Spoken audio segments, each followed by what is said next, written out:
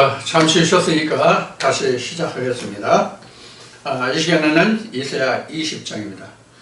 이사야 20장은 매우 짧습니다. 매우 짧고 그렇게 깊이 들여다볼 수 있는 부분도 사실 없습니다.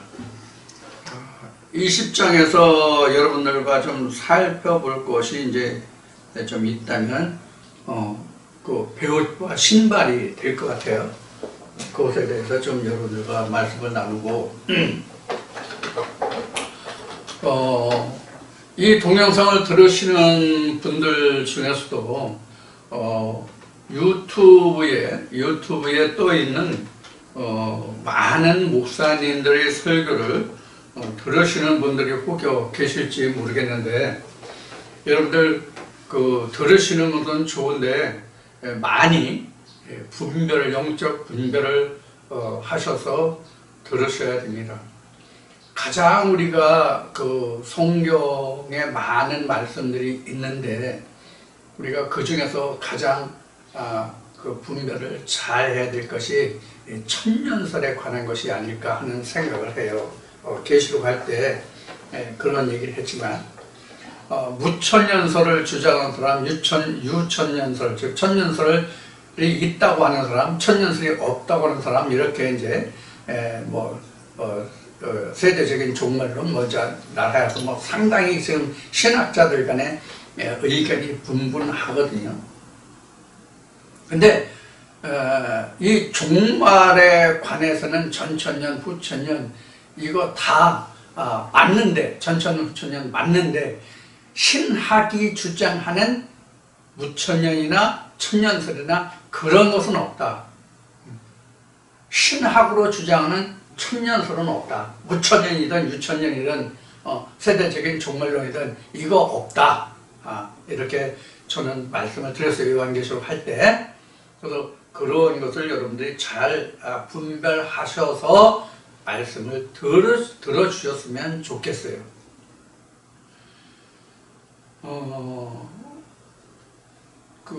그 천년설이라는 것이, 우리가 이야기하는 천년이라는 것이, 우리가 지금 시대적인 우리가 이 세상을 살아가는 시대적인 삶을 살아가는 우리 인간이 말하는 천년이 아니라, 성경이 말하는 천년은 영원한 것이다, 이런 말도 있고, 상당히 이 천년설에 대한 그 설이 정말로 설이 분분합니다. 그래서 참 이게 듣는 사람마다, 또 믿는 사람마다, 주장하는 사람마다 이게 참 굉장히 애매모호하고 또 난해한 부분이 많이 있습니다.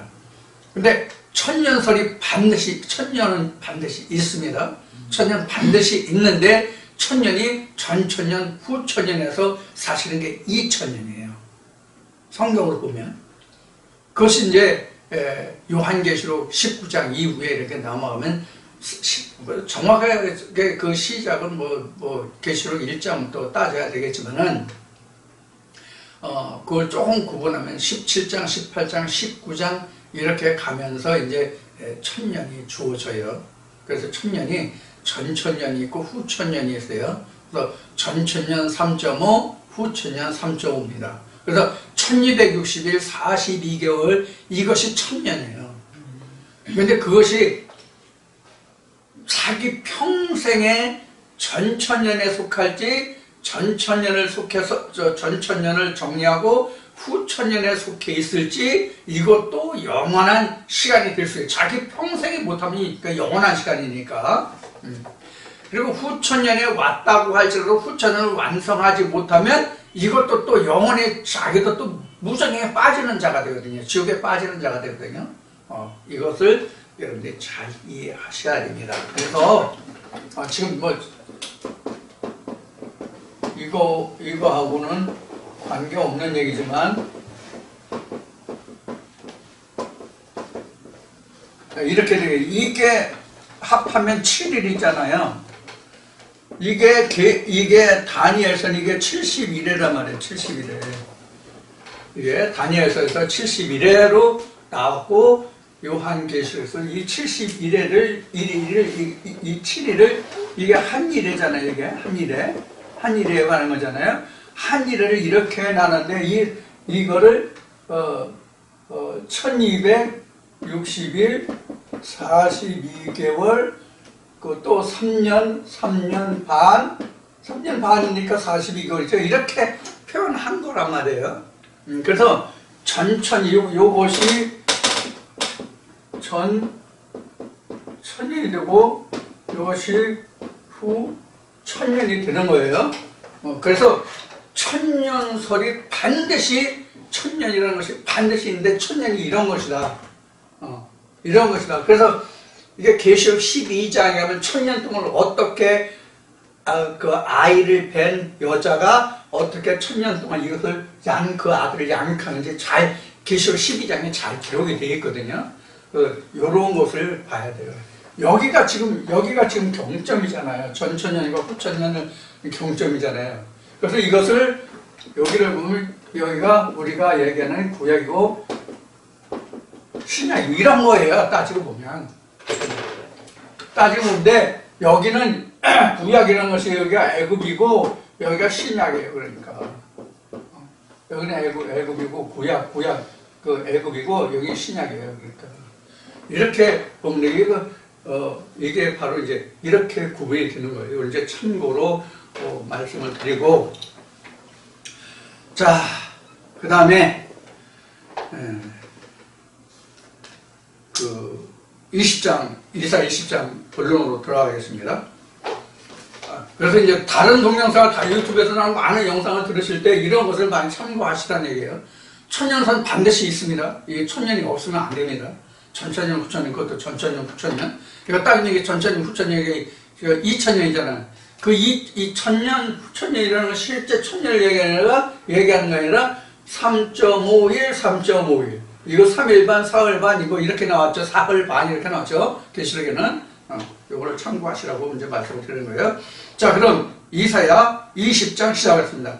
아스루 왕 사르곤이 군대 장관을 아스돗으로 보내매 그가 와서 아스돗을 쳐서 취하던 해 곧 그때에 여호와께서 아모스의 아들 이사야에게 일러 가라사대 이렇게 되어 있어요. 그러니까 아스루 왕 사르곤, 이 사르곤은 아스루 왕 이름이 사르곤입니다. 아스루 앞 시간에도 말했지만 이건 그 셈의 아들인데 이 아스루가 셈의 둘째 아들이에요. 족보를 따져보면 셈의 둘째 아들이 그 아스루예요. 그래서 성경에서 아스루 하면 그 셈의 후예들과 그들이 차지한 나라와 땅이 사실은 아스루예요. 아스루와 가장 밀접한 관계를 유지했던 나라는 북이스라엘이에요. 그래서 북이스라엘이 아스루와 상당히 밀접한 관계가 있어서 서로 연합도 했고 다투기도 했고 침공을 하기도 했고 이래서 아스루 그 정책에 의해서 북이스라엘의 그 백성들이 그 아수르에 가서 살고 아수르 백성들이 북이스라엘에서 혼혈 정책을 썼다는 것을 이미 말씀드렸죠. 그런 것을 여러분들이 이해하시면 됩니다. 근데 아수르는 바로 노아의 가장 장자죠. 셈 함야그 셈의 그 장자인데 아수르가 셈의 그 둘째 아들이고 아수르다. 그 아수르 왕 나라 이름이면서 사람 이름이에요. 지금 여러분들 보시는 성경은 어떨지 모르면 아수르하고 줄이 2개 그어져 있거든요. 줄이 2개 그어져 있으면 지명이라고 얘기했죠. 그리고 명사에다가 줄을 하나만 그리면 이름이 사람 이름이라고 그랬죠. 그래서 사르곤이 아수르 왕 사르곤 그 인명입니다. 군대 장관을 아스돗으로 보내. 이 아스돗이 여러분들 이사야 14장 했을 때 이사야 14장 했을 때 한번 찾아볼게요. 제가 거기 정리한 게 좀 있을 건데 이사야 14장 이 아스돗이 어디에 해당되느냐 하면 가만히 있자.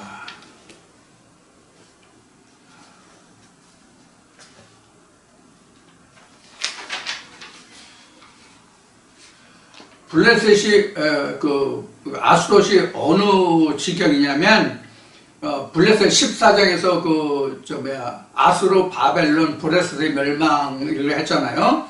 거기 보면 블레셋이 여러분들에게 정리해 주는 것을 보면은 가사, 아스돗, 아슬론, 가드, 에그론 이 5대 성읍을 얘기했을 거예요. 이 가사라는 것이 앞 시간에 오늘 앞 시간에 얘기한 가자니라. 이게 이제 블레셋 팔레스타인 땅 지경의 이름이고, 그 다음에 이게 족장들이나 그런 사람들의 이름이에요. 마을 이름이면서 바로 그런 거예요. 그래서 이사야 14장 할 때 여러분들이 아스글론, 아스돗 이거 했을 겁니다. 그래서 아스돗이 바로 블레셋 땅의 한 지경입니다. 여러분들 참고로 다시 말씀을 드렸어요. 그래서 가자, 아스돗, 아스글론 이런 것이 다 이제 블레셋의 팔레스타인에 속한 지경이에요. 그래서 거기로 아스돗으로 보내서 그가 와서 아스돗을 쳐서 취하던 해, 그러니까 그 아스루 왕 사르곤이 군대 장관을 아스돗을 보내서 아스돗을 취했던 그 해가 사르곤 왕이 지금 이사야 20장에서 언급하는 때예요. 그래서 곧 그때에, 즉 아스돗을 점령하던 그때에, 쳐서 취하던 그때에 여호와께서 아모스의 아들 이사야에게 일러 가라사대 갈지어다 내 허리에서 배를 끄르고 내 발에서 신을 벗을지니라 하시매 그가 그대로 가요 벗은 몸과 벗은 발로 행하니라. 그래서 여기서 허리에 끌고 신을 벗었다는 얘기는 완전히 이 상태가 보면은 완전히 무장해제, 완전히 정복됐다 이 뜻이에요. 우리가 아브라함의 자손들을 이야기하고 하나님의 언약을 이야기할 때에 너희가 아브라함의 허리에 있기 전에 힘의 시작이 되기 전에 이런 말씀이 있죠. 그래서 허리를 끌린다는 얘기는 완전히 무장해제 당한 것을 말하는 거예요. 그러니까 완전히 정복된 거죠. 그리고 신을 벗었다는 얘기는 완전히 그것도 또 헐벗은 거예요. 그러니까 허리도 끌고 신을 벗었다는 얘기는 이게 어떤 상태로 말하면 완전히 무장해제된 상태로 포로가 돼서 끌려가는 그런 압제당하는 굉장히 상당히 고초를 당하는 그러한 이제 상태를 여기서 지금 2절에서 말하고 있는 거예요. 자, 3절 보겠습니다. 그래서 3절 보면 여호와께서 가라사대 나의 종 이사야가 3년 동안 벗은 몸과 벗은 발로 행하여 애국과 구수에 대하여 예표와 기적이 되게 되었느니라. 이렇게 했어요. 이게 예표라고 하는 것은 본보기예요. 본보기로 보여졌다. 이것이 그림자이다, 형상이다, 너희가 이렇게 될 것이다라는 그 예시, 어떤 표시가 예표예요. 그래서 우리가 이 예표로 본다면 성경에서 가장 큰 예표가 모세가 예수를 상징하는 예표다, 이런 것이 되죠. 성경을 보면. 자, 이런 것 같이 예표라는 것은, 그래서 우리가 흔히 신학에서도 얘기할 때 구약은 신학의 예표다. 구약에서 있었던 이 일들의 모든 것이 앞으로 하나님이 성취하실 일들의 예표다, 이런 얘기를 많이 하죠. 특히 우리가 성전을 놓고 보면 하나님이 창세 때에 창세기 1장 1절 언급한 것이 모세경에 와서 출애굽 때 하나님이 시내에서 보여준 그대로 성막을 지으라는, 성막이 형상이 됐고 그 성막이 눈에 보이는 성막에서 신약에 와서 요한복음에 와서 이 성전을 헐어라, 요한복음 2장에 나오죠. 이 성전을 헐어라, 내가 3일 만에 세우겠다, 이런 성전으로 바뀌죠. 그러니까 그 장막에서 성막에서 눈에 보이는 그런 건물이 성전에서 다시 눈에 보이지 않는 성막으로. 그래서 성경에는 그 성전의 모습이 여러 가지 형태로 우리가 볼 수 있어요. 구약에서만 해도 지금 얘기한 창세기 1장 1절에서도 있고요. 출애굽에서 모세에게 하나님이 보여주신 그런 장막도 있고요. 아브라함의 장막이 원래는 아브라함의 장막의 발원에 대해서 모세의 그 장막의 신에서 보여준다는 하나님이 주신 그 성막이 되었고요. 그 카바나트라고 얘기하죠. 그것이 다시 변하여서 그 에스겔서에서 에스겔 성전이 나오고 그것이 다시 변하여서 신약에 와서 내가 3일 만에 짓겠다 하는 성전으로 나오는 겁니다. 눈에 보이지 않는 성전으로 나온단 말이에요. 이것을 정리하면은 베드로전서 1장 9절인가 2장에 가서 언급했던 것과 같이 믿음의 결국은 구원이라는 것이 바로 이 성전 성막을 놓고 얘기한다. 이렇게 말하는 거예요. 정리가 잘 되죠? 자, 그래서 여기서 예표라는 것 때문에 이제 이런 그 이제 성막까지 이제 성전까지 나왔는데, 그래서 이 3절에서 얘기한 그 이사야가 3년 동안 벗은 몸, 벗은 발로 이렇게 했다는 것은 지금 여기 얘기는 그 아수르 장나라 여기 지금 아수도시 지금 멸망했잖아요. 그래서 2절에 가서는 그 이사야에게 그 하나님이 그 예표로 보여주는 것이 허리를 풀고 발에서 신을 벗는 거잖아요. 그것이 3절에 가서 나의 종 이사야가 3년 동안 벗은 몸과 벗은 발로 행하여 애국과 구수에 대하여, 우리는 여기 구수가 나왔지만 구수 에디오피아라고 말씀을 드렸어요. 그 구수 에디오피아면 에디오피아 군대 장관인가 그 넷이 간다게가 사도행전 10장인가 어디에 기록된 것 같이 솔로몬 왕을 만나고 갈 때에 그가 이사야서를 보고 갔죠. 강에 달리면서 사막에서. 근데 빌립을 보내서 그 마차에 올라타게 하고 이사야서를 보는지라 네가 뭔지 깨달으냐 하니까 가르쳐주는 사람이 없는데 어떻게 깨닫겠냐 해서 빌립이 그 말씀을 풀어주고 물을 만나면 세례를 주고 뭐 이런 말씀이 나오잖아요.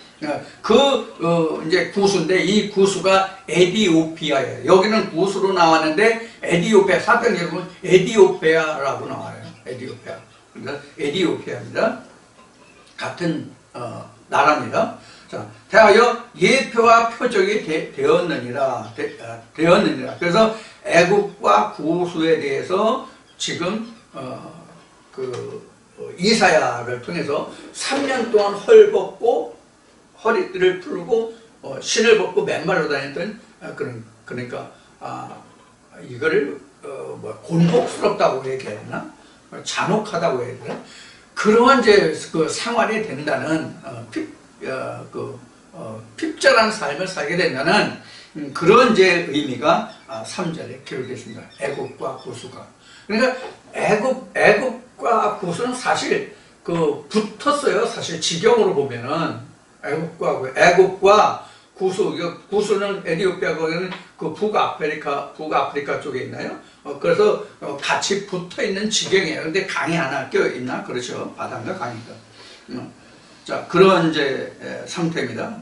그래서 애국과 구수에 대해서 이렇게 이사야에게서 예표로 보여준 것 같이 그런 그 신고를 치를 것이다, 곤욕을 치를 것이다 하는 것이 지금 3절까지 기록한 말씀이에요. 4절. 이와 같이 애굽의 포로와 구수의 사로잡힌 자가 아수르 왕에게 끌려갈 때에 젊은 자나 늙은 자가 다 벗은 몸, 벗은 발로 볼기까지 드러내어 애굽의 수치를 보이리니 이렇게 됐대요. 여기 포로가 나왔네. 애굽의 포로와 구수의 사로잡힌 자. 구수의 사로잡힌 자도 포로죠, 사실은 다. 뭐 사로잡혔거나 포로가 되거나 포로가 사로잡혔다는 뜻이거든요. 적에게. 적에게 사로잡힌 것을, 붙들린 것을, 산채로 붙들린 것을, 이거를 포로라고 얘기하죠. 죽었으면, 전쟁통에 죽었으면 전사했다고 말하죠. 자, 그런 이제 말이 4절에 기록되어 있습니다. 그래서 하나님이 이사야에게 그 허리띠를 끌고 신을 벗고 우리가 헐벗고 굶주린 그런 상태로 된 것이 예표로 3년 동안 벗은 것 벗은 발로 행하여 이렇게 됐잖아요. 그러니까 3년 동안 이사야에게 이런 예표로 보였잖아요. 3년 동안 그러니까 이 애국과 구수의 사람들이 이렇게 포로가 되겠다 하는 이야기죠. 힘든 신고의 삶을 살아갈 것이다 하는 것을 말하고 있죠. 아수르 왕에게 끌려갈 때 젊은 자나 늙은 자가 다 벗은 몸 벗은 발로 볼기까지 드러내어 애굽의 수치를 보이리니 이랬어요. 여기 볼기까지 드러냈다고 하는 것은 뭐냐면 허리띠가 끌어졌다는 얘기예요. 그래서 볼기짝을 나온다는 것은 이제 이사야 말씀 뒤에 가면 나오나 에레미야서에 나오나 이게 아수르 군대장은 랍사게가 와가지고 유다 왕에게 막 힐난할 때 뭐 별 얘기 다 했거든요. 이게 가장 수치스러운 거잖아요.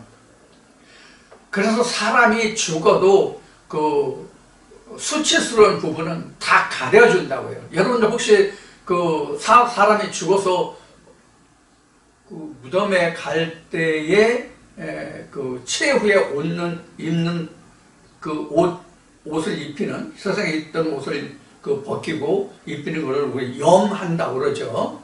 염할 때 몸을 씻기고 수의로 갈아입히는 것을 이제 염한다고 그러는데 그 염할 때의 수치스러운 부분은 그 장의사들이 다 가려주더라고요. 여러 군데를 가봐도 다 똑같이. 이 죽어서도 사람의 수치를 가려주는 거거든요. 산채로 수치를 드러낸다는 뜻이에요. 그러니까 얼마나 우리가 전쟁의 포로가 되고 그러면 얼마나 수모를 겪는지 그것을 여기에 지금 낱낱이 기록하고 있다, 상세히 기록하고 있다, 그렇게 말할 수 있는 부분입니다. 사실이 이제 그렇게 기록되어 있죠. 그 다음에 이제 5절 보면서 그들이 그 바르던 구수와 자랑하던 애굽을 인하여 놀라고 또 부끄러워할 것이라 이렇게 되어 있어요. 자, 여기에서 우리가 생각할 것이 뭐냐면 성경에 이런 말씀이지. 도움을 구하러 애굽으로 가지 말라. 이제 이것이 이제 뒤에 이제 이사야 50몇 장에 가면 나올 거예요. 50장인가 51장인가 보면 나올 거예요. 도움을 구하러 애굽으로 가는 자는 둘 다 도움을 받는 자나 도와주는 자나 다 하나님께 수치를 멸망한다는 말씀이 이제 나와요. 이제 이런 거예요. 그래서 여기에서 보면 애국과 그 사람들이 구수와 자랑하던 애굽을 인하여 그랬어요.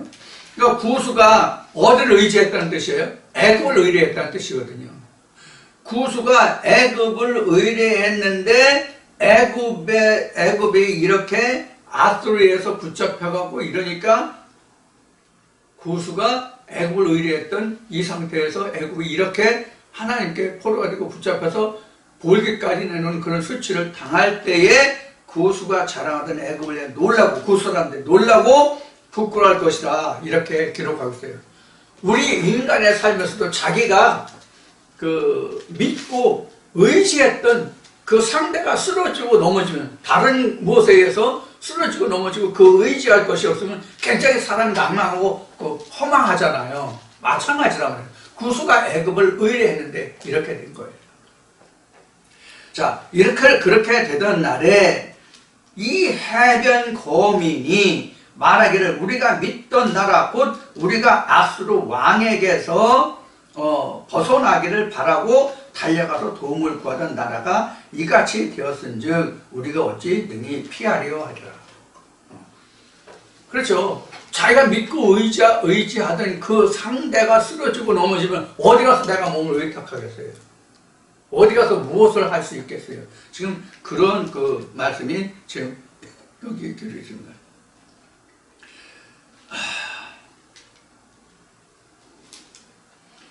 이렇게 이제 우리도 그래서 이제 앞에 우리가 이제 20장을 보고 있지만 앞에서도 우리가 하나님께서 치리하시고 징계하시는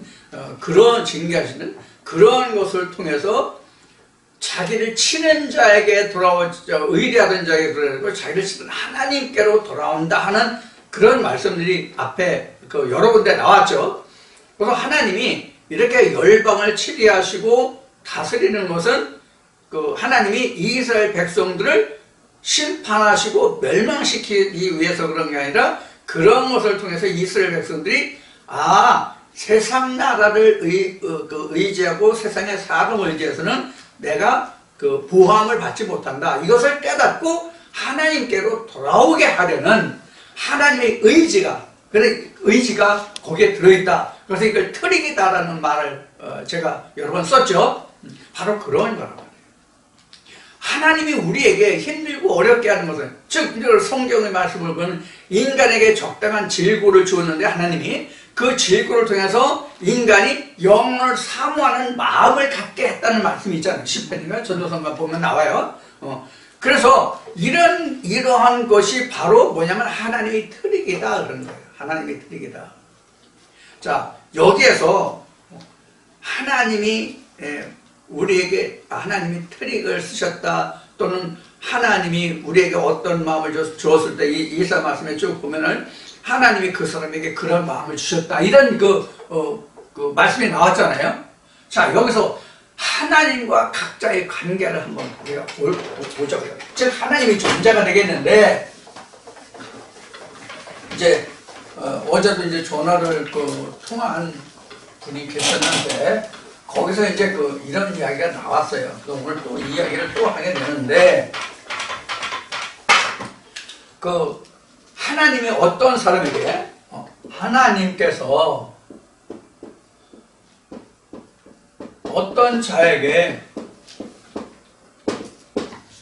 악한 마음을 넣었다, 또는 주셨다, 이렇게 이제 성경에 기록하는 것이 있잖아요. 예를 들면 우리가 요한복음에서 예수가 만찬을 하고 가룟 유다가 나가니까 곧 밤에 됐고 거기에 마귀가 들어갔다는 말씀이 나오잖아요. 그러면 그 마귀가 들어갔다는 것이 하나님이 주셔서 이렇게 악한 마음을 그 마음에 넣었더라, 또는 주셨더라, 이런 설명이 성경에 보면 나오잖아요. 자, 그러면 이 하나님이라는 존재가 뭐냐 하는 거예요. 하나님의 존재가 뭐예요? 하나님의 존재가 왜 이러냐? 하나님의 존재가 뭐예요? 하나님의 존재. 무엇이 하나님이에요? 우리가 성경으로 보면 이 말씀이 하나님이잖아요. 요한복음 1장 1절을 통해서 요한복음 지난주에도 했지만 하나님이라 했지만 성경 기초에서 요한복음 1장 1절 보면 말씀이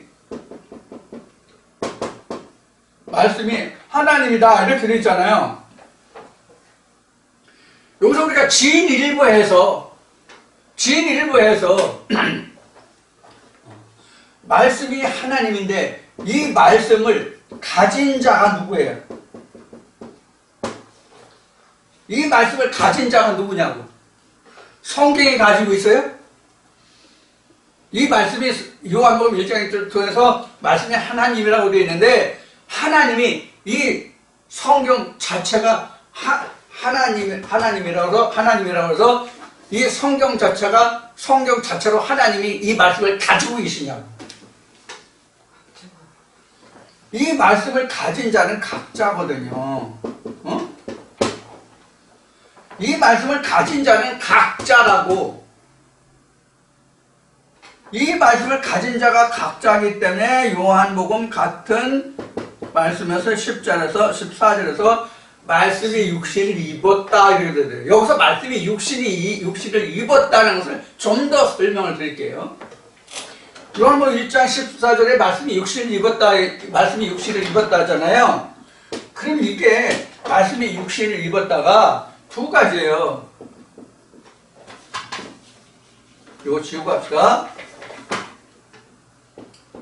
껍데기, 즉 이거는 겉옷을 입었냐 속옷을 입었냐 이 차이란 말이에요. 말씀이 육신을 입긴 입었는데, 요한복음 1장 14절 같이 말씀이 육신을 입긴 입었는데 겉옷으로 입었냐 속옷으로 입었느냐 하는 차이란 말이에요. 겉옷으로 입었다는 얘기는 본문적으로만 입었다는 뜻이고, 이 속옷은 이면적으로 입었다는 뜻이거든요. 그럼 이건 하나님 옷이 아니에요. 이게 하나님 옷이란 말이에요. 속옷을 입으면 겉옷을 입어요. 그런데 하나님 옷은 전에도 말씀을 드렸듯이 히바튠과 키튼에서 얘기했듯이 하나님의 옷은 우리 인간들은 옷을 입을 때 반드시 속옷 먼저 입고 겉옷을 입잖아요. 우리 인간들은. 그런데 하나님은 반드시 겉옷을 먼저 입혀주시고 그 다음에 속옷을 입히신다고. 이걸 여러분들이 이해해야 돼요. 자, 우리가 인간적으로는 겉옷을 먼저 입고 속옷을 입을 수가 없잖아. 방법이 없잖아. 하나님만이 이렇게 하신다니까. 하나님만이. 그러면 여기에서 우리가 하나님의 존재가 뭐냐는 얘기를 앞에 했잖아요. 하나님은 이것이 하나님이에요. 겉옷이 하나님이라고. 겉옷이 하나님이 된다고요. 속옷은 그 아들이라고. 아들이 있어야 겉옷이 온전한 거예요. 아들이 있어야 겉옷이 온전한 거가 되는데, 이것이 예수가 말한 걸 보면 내가 율법을, 이 겉옷을 폐하려 온 것이 아니라 온전케 하려 왔다, 이렇게 얘기했잖아요. 그러니까 예수가 있어야, 그 아들 속옷이 있어야 본문이 율법이 온전케 된다 이 얘기거든요. 그래서 내가 완성하러 왔다 이 뜻이거든요. 그래서 우리가 어떤 옷을 입느냐, 말씀이 육식을 입는 건 똑같은데 껍데기를 입었냐 속옷을 입었냐 하는 거예요.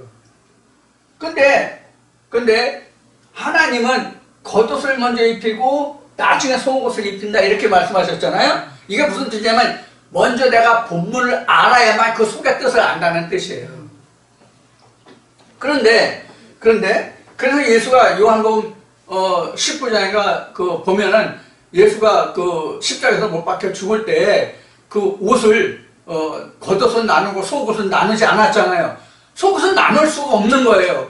이것이 어디에 예표가 되냐면 아브라함이 각종 하나님의 언약을 받고 각종 짐승을 받아서 큰 짐승을 다 쪼개고 비둘기는 쪼개지 않았잖아요. 비둘기는 요한복음에 와서 또 공관복음에 와서 그 비둘기는 성령을 의미하잖아요. 이걸 쪼갤 수 없다가 속옷은 쪼갤 수 없다는 것이에요. 그 찢지 않고 호지 않았다. 즉 사람의 가공되지 않은 것이다 라는 의미로 기록된 말씀이 바로 이런 내용이거든요. 자, 그러면 지금 표면적으로는 하나님이 이 말씀이라서가 요한복음 1장 1절에서 로고스가 말씀이니까 말씀이 성경의 하나님인데 이 말씀을 가지고 있는 자가 누구냐고. 나라고. 속옷도 내가 가지고 있고 겉옷도 내가 가지고 있어요. 이것을 뭐로 쌓여 있어요? 이것 전체가? 이게 장막이잖아. 이 껍데기가 장막이잖아. 이 껍데기가. 이 이게 장막이란 말이에요. 이 장막이 육신의 상징이란 말이에요. 육신의 상징. 그러면 이 장막 전체를 보면 이게 하나님이잖아. 껍데기가 있고 알맹이가 있으면 이게 진짜 하나님이잖아. 이것을 가지고 있는 자가 누구야? 각자잖아. 그래서 이거 각자라고 얘기한 거예요. 각자잖아. 그러면 이 자체가 성경에는 이걸 성전이라고 얘기했지만 이 성전이 내 안에 각자 안에 이루어져 있잖아. 그러면 이 말씀을 이렇게 가지고 있는 사람이 하나님의 존재가 하나님과 같이 되리라. 이렇게 모세가 아론을 얘기할 때 한 것 같이 너는 내 형 아론에게 하나님과 같이 되리라. 또 이 말씀을 받은 자가 예수가 신이라고 하지 않느냐라고 얘기하잖아요. 자, 그래서 하나님이 완전한 말씀으로 받아가지고 이렇게 장막에 된 자가 곧 하나님이라고. 이게 누가복음 16장에서 거짓 나사로가 아브라함의 품에 안겼다고 해요. 이게 아브라함이거든. 이게 아브라함. 여기가 예수가 하나님이고 이렇게 속옷과 겉옷이 하나 있고. 그러면 진짜 하나님이 그 마음에 악한 마음을 주셨더라, 그런 마음을 주셨더라. 이것이 바로 뭐냐면 내 속에 들어있는 생각들이라고. 이게 하나님이기 때문에 이 안에서 이런 생각들이라고. 그래서 하나님이 그런 마음을 주셨다, 가룟 유다 얘기를 했지만은 그 마음을 준 게 자기 속에서 말씀과 자기 생각과 송사하는 과정에서 일어나는 것이 그 사람에게 악한 마음을 들었는데 그것을 성경은 하나님이 그런 마음을 주셨다라고 성경이 기록하고 있는데 실제 하나님이 주신 게 아니라고. 자기 생각에서 오는 거예요. 이 전체가 하나님이기 때문에. 근데 이런 마음을 주는 것이 속옷이 없으면 가룟유다 같이 안 돼. 속옷이 없으면 절대로 안 판다니까, 못 판다니까. 왜 못 팔아? 예수를 모르잖아. 예수를 모를 때는 절대로 속옷이 없는 사람은 예수를 십자가에 못 박지 않는다. 그래서 예수가 한 말이 예루살렘 성전 밖에서는 선지자가 주는 법이 없다라고 말한 거예요. 이것이 지금 우리가 이사야 19장 23, 24, 25절을 보면서 말씀을 우리가 생각할 부분이고 20장에서도 지금 우리가 아수르 왕에서 벗어나기를 바라고 달려 이걸 세상을 의뢰하는 이력에서 이런 거란 말이에요. 즉 세상을 의뢰한다는 것이 꼭 세상을 의뢰하는 것이 아니라 좀 더 이것을 영적으로 좀 깊이 들어가면 본문만을 의뢰하면 이것도 애굽을 의뢰하는 거예요. 이게 구소 애굽이에요. 이것이 영적으로는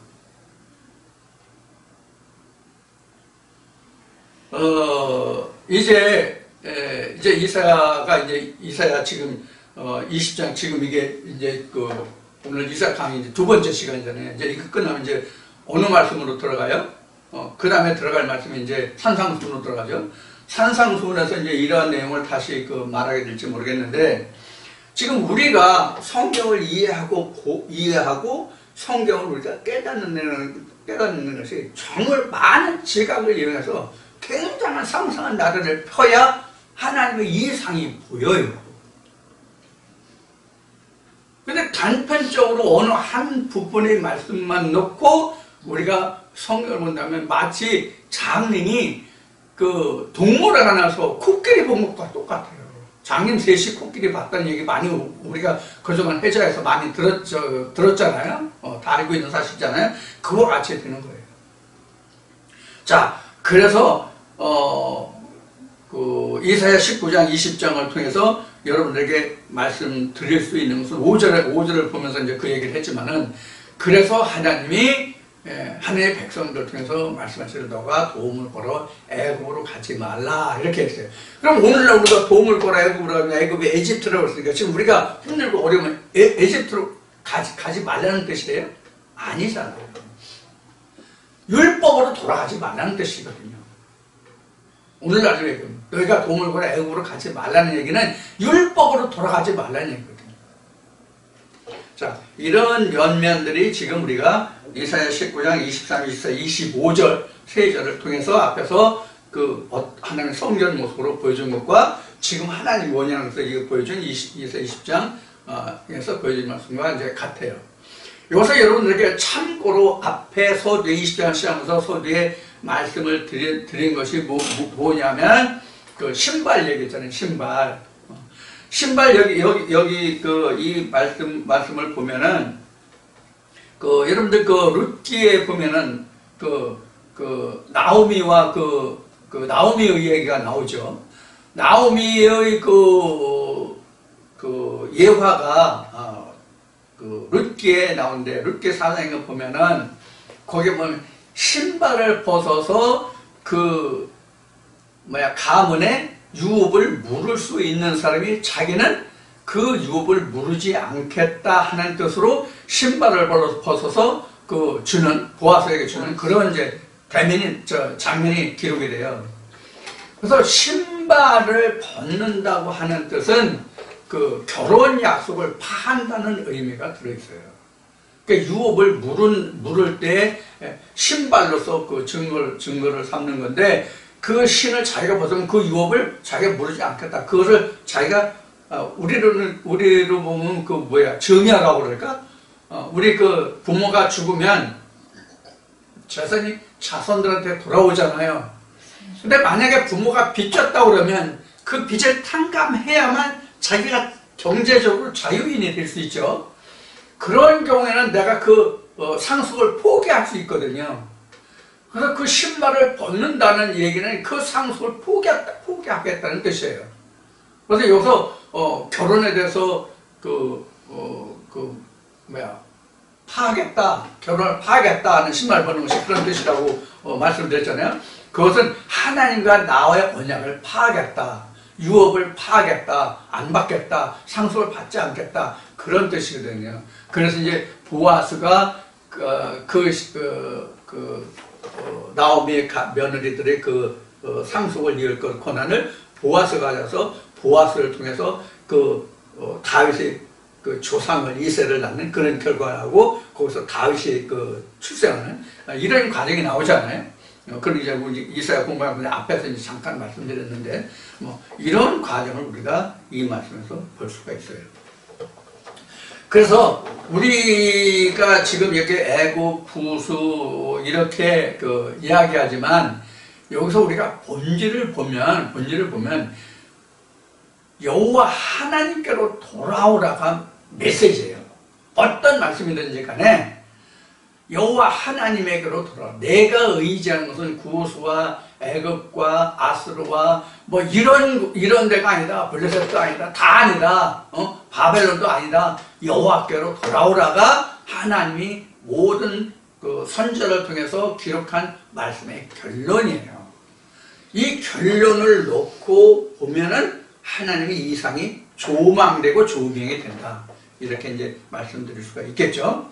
자, 이렇게 해서 이제 대강 제가 말씀드리고자 하는 그런 줄거리 개요는 20장까지도 다 말씀을 드렸고, 이사야는 오늘 20장까지 마치고 다음 주에는 21장으로 들어가고 잠시 쉬었다가 산상수훈 1시간 여러분들과 함께 나누기로 하겠습니다.